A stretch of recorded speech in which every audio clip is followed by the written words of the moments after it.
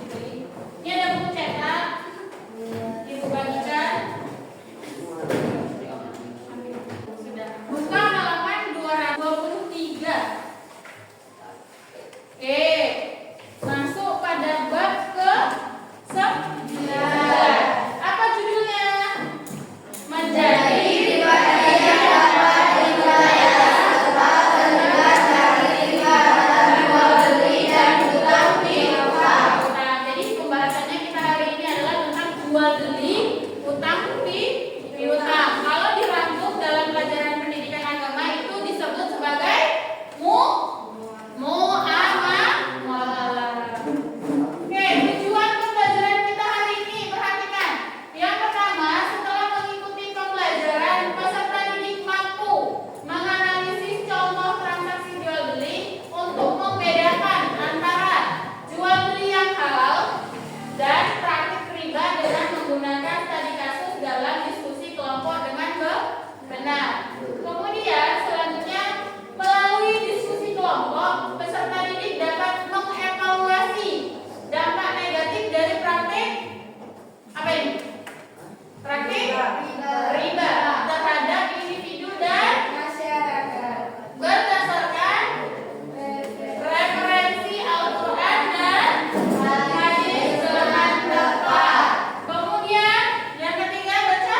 dalam kegiatan simulasi peserta didik mampu menciptakan contoh praktik jual beli sesuai dengan prinsip syariat dengan mempresentasikan hasil dalam penilaian yang baik. Tentunya sebelum kalian melaksanakan atau mencapai tujuan pembelajaran kita hari ini, kalian harus tahu dulu apa sih muamalah itu, betul? Bagaimana sih prinsip jual beli yang sesuai dengan syariat Islam? Sebelumnya kita sudah belajar tentang toleransi. Hari ini kita akan belajar tentang muamalah. Muamalah itu di dalamnya terdapat tentang jual beli, riba, utang piutang, sewa menyewa. Hal itu dirangkum menjadi satu, disebut sebagai muamalah. Kemudian konsep jual beli dan bahayanya riba. Jadi apa sih, gimana sih Bu konsep jual beli itu? Gimana? Pernah nggak kalian melakukan jual beli? Pernah. Alamin sendiri, misalnya berangkat sekolah naik motor. Sebelum berangkat sekolah naik motor diisi. Bensin. Dari mana dapat bensin? Beli. Gimana caranya dapat bensin? Beli. Ada transaksi jual Beli. Ada yang beli, ada yang jual. Kemudian tadi waktu pas istirahat kalian melakukan jajan, melakukan transaksi lagi. Ada yang jual, ada yang beli. Jadi itu yang disebut sebagai jual beli. Ada penjual dan ada pembeli. Nah, nanti kita ada syaratnya, untuk yang jualan ada syaratnya, untuk yang beli ada syaratnya. Tempat terjadinya jual beli juga ada syaratnya. Nanti kita bahas bersama. Kemudian lagi, kalau kalian beli jajan belum ada uangnya, maka akan melakukan Utang. Berarti sudah pernah juga melakukan hutang piutang. Itu menambah pemahaman kita tentang pembelajaran kita hari ini, yaitu tentang muamalah yang di dalamnya terkandung jual beli, utang Piutang. sewa Menyewa. Oke, untuk itu Ibu akan menayangkan video. Silakan kalian simak videonya dengan seksama. Catat bagian-bagian yang penting. Kemudian catat juga hal-hal yang ingin kalian tanyakan. Oke? Kita simak dulu video berikut ini. Akan membahas tentang konsekuensi jual beli, utang piutang, dan serta bahaya riba dalam kehidupan sehari-hari. Mengapa penting? Karena dalam setiap transaksi harus berlandaskan nilai-nilai Islam agar membawa keberkahan. Dalam video ini kita akan membahas bagaimana menjalankan praktik jual beli yang halal, prinsip utang piutang yang sesuai syariat, mengapa kita harus menjauhi riba dan bagaimana caranya. Mari kita pelajari bersama agar setiap langkah kita dalam bertransaksi selalu diridai Allah Subhanahu wa Ta'ala. Selamat menyimak, semoga ilmu yang kita pelajari membawa manfaat dan berkah bagi kita semua. Cara jual beli terdapat 3, yaitu yang pertama syarat pelaku jual belinya, yang kedua syarat barang yang. Jadi setelah menyimak video tadi, adakah yang ingin bertanya atau menyampaikan pendapat? Boleh? Ada yang ingin ditanyakan? Tidak. Hal yang akan kita lakukan hari ini adalah berdiskusi secara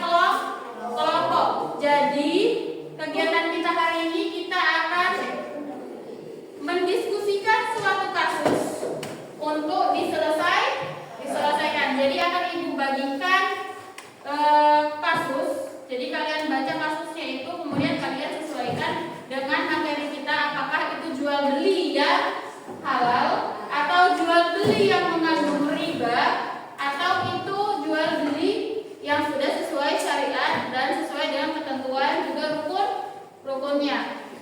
Kemudian lagi kita contohkan di halaman 223. Jadi anak yang satunya tadi berusaha mencari uang kembalian dan hanya mendapatkan kembalian 4.000. Padahal si pembeli sudah mengatakan ambil saja uang kembalian. Nah, di situ si penjual menjaga apa? Menjaga apa? Amanah. Berusaha bersikap jujur, tetap berusaha untuk mengembalikan